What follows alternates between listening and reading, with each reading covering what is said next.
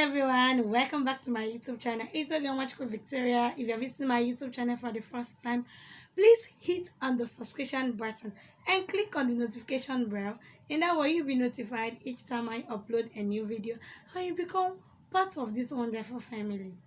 In today's presentation, I'll be talking about preventing unwanted pregnancy phase 1. That is family planning phase 1. I divided this lecture on family planning into two phases, so I won't be confusing with the natural method of family planning, which I'll be discussing in phase 1 today, with the artificial method of family planning, which I'll be discussing in phase 2. So for today's presentation, we are focusing on preventing unwanted pregnancy through the natural means of family planning. This my presentation is for individual with regular menstrual cycle, individual with irregular menstrual cycle, breastfeeding mothers, and every other couple that is planning to achieve pregnancy by choice and not by chance. Natural method of family planning is a kind of family planning that helps you achieve pregnancy by choice and not by chance, by avoiding sexual intercourse during the days which are termed your fertile period. Number 1 in our list today is the calendar method. One thing with calendar method that I love so much is that it tells you the first day that you can become pregnant, or the first day you are fertile, till the last day you have chances of getting pregnant. But before you use this method, you need to keep track of your previous menstrual cycle, at least 6 to 8 months before adopting this method. Now, the simple mathematics we'll be doing there is that we'll be subtracting 11 from your longest menstrual cycle and then subtracting 18 from your shortest menstrual cycle. Now, for better understanding, I hope you have a pen and a paper with you. So I will be doing a short exercise for you to understand this better. Now, for instance, if I'm an individual with irregular menstrual cycle and for the past 6 months my menstrual cycle fluctuated like this, let's say 26, 28, 29, 28 again, 30 and 31. Now, from these numbers that I called, my shortest menstrual cycle there is what? 26, abi? And the longest there was what? 31. Now, for me to get to the first day that I can be fertile, or I'll be fertile, I'll be subtracting 18 from the shortest cycle. Now, if I'm subtracting 18 from the shortest cycle, which is 26, we'll be having 8, abi? And you are subtracting 11 from the longest cycle, which is 31, it will be giving you 20, abi? That means that your chances of becoming pregnant lies between the 8th and the 20th of that particular month with regular menstrual cycle. Now, if I'm among those that their menstrual cycle is regular, let's take for an instance that my cycle is 30. What I'll be doing is subtracting 14 from 30. Now, if you want to understand why we are subtracting 14, you will need to go back to my previous post on tracking your ovulation. Now, if I subtract 14 from 30, it will be giving us 16, right? Now, we'll be subtracting 7th from this 16th. It will give us 9, abi? So my fertile period is from 9th after the point I start menstruating till the 2nd day after my ovulation.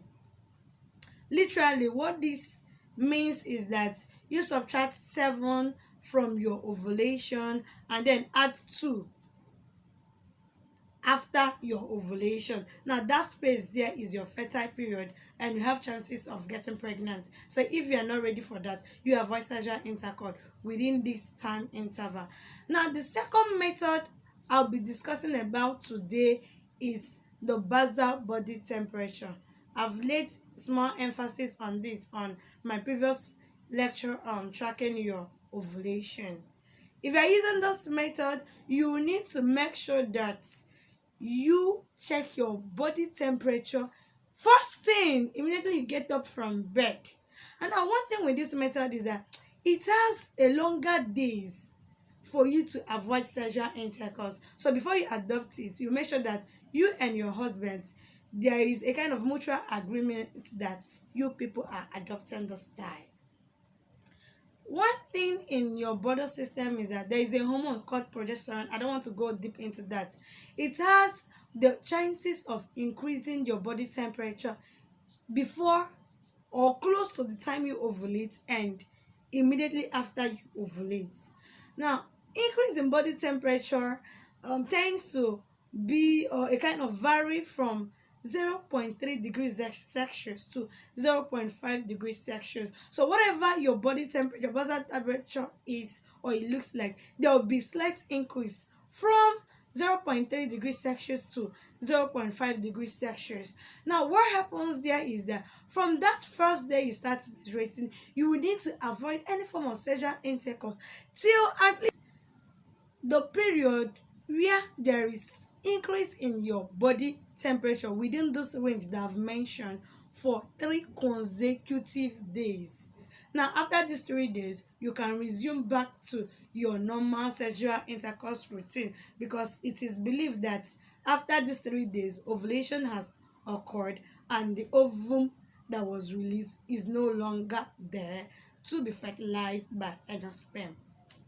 Now, the third method I'll be talking about is the Bailey's method of family planning. Now, this method focuses on your cervical secretions. Now, your cervical secretions after menstruation tend to change. After menstruation, there is period of dry days, that is no form of discharges, and then after the dry days, there is the early pap and there is the egg white. Now, if you are trying to use this method and you want it to be very effective for you, make sure that you don't have any form of vaginal infections. Then make sure that you avoid any form of sexual intercourse from the days that you notice that men, you are no longer in the dry days but you've entered the wet days. Why? If there is any form of sexual intercourse, the semen may mislead you or may give you a reading or a kind of give you different secretion from what you were expecting. Now, in using this method, after your menstrual cycle, you need your calendar, men, to track this. After your menstrual cycle, you can have sexual intercourse during the dry days. Now, once you enter the wet days, that is the period of the egg white and the period of the early pap, you have to avoid sexual intercourse. Now, when you are avoiding sexual intercourse during the period of early pap, is that remember your system tends to change. Now, if before previously early pap used to last for about 3 days before the egg white, and in this particular month it's the early pap is lasting for only 2 days before the egg white day, which signifies that you are ovulating or you have ovulated. Now, there is possibility of the sperm to be fertile or to be alive till the ovum will be released. That is why I said you avoid sexual intercourse during the period of your wait. Now, the first one we'll be talking about today is for breastfeeding mothers in the house. Now, this method is very, very effective, very, very easy if you should use it or apply the principles that follow. Now, the principles that follow this method is that before you use it, you make sure that you are practicing exclusive breastfeeding. You make sure that your child or your baby is less than 6 months. You make sure that you are not working in a place that is very far from where your baby is, that will counteract your exclusive breastfeeding pattern, and you will make sure that your menstruation has not returned since you put to birth. Now, this method, one thing there is that if you are practicing exclusive breastfeeding, it is the only time you can use it.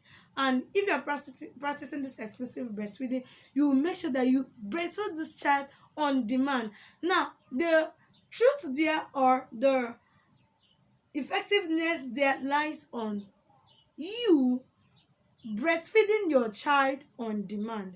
Now, if you're breastfeeding your child on demand, there is a hormone known as prolactin. It is constantly released in your breast, in your blood system. Now, the presence of this hormone prevents you from ovulating. So the simple truth there is that continuously breastfeed your baby so that this prolactin will be sufficient in your bloodstream and there will be nothing like ovulation. And if you don't ovulate, there will be no release of any ovum that will be fertilized by the sperm to give you a baby. That's what I'll be talking about today is the coitus interruptus, which is literally known as the withdrawal method. Now, this method, for it to be effective, you make sure that you have what we call self-control, because any form of sperm or semen leakage can result to pregnancy, no matter the quantity of the semen you are seeing. In conclusion, I advise you use at least 3 methods from all that I've listed. For an instance, you can use the Billings method of family planning, the calendar method, and the basal body temperature method. Why? So that if there is a kind of failure in this will help you. If you are using something like only the basal body temperature and this month or that particular month you see yourself falling sick, that alone will change your reading. That alone will make you waste that particular month that you have been trying to a kind of achieve what you want. But if you use 3 methods from this, if one fails, 2 methods can help you in any of those days that I mentioned for you to avoid sexual intercourse. To help yourself or your husband, you can at least use the condom, that is the barrier method of family planning. I'm not yet into the artificial method of family planning for me not to confuse you, but rather I'm trying to say that so that there will be a kind of mutual understanding between the woman and the man. I hope you enjoyed this video. Please don't forget to comment, give it a thumbs up, hit on the subscription button, because that is the way you'll be motivating me to put more of those videos. Remember to follow me on Instagram and don't forget to slide into my DM to ask me any question that you feel is very sensitive for you to comment or for you to share in the comment section. See you in my next video. Love you. Bye.